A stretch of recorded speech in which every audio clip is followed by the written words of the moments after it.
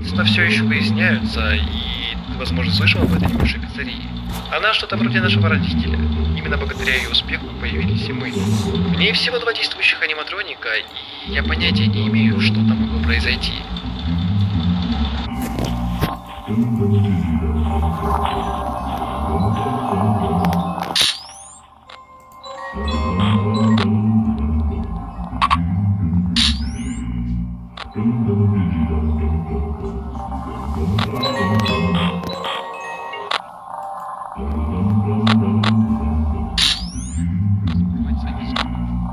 Я свяжусь с тобой в следующий раз, когда у меня появится больше информации.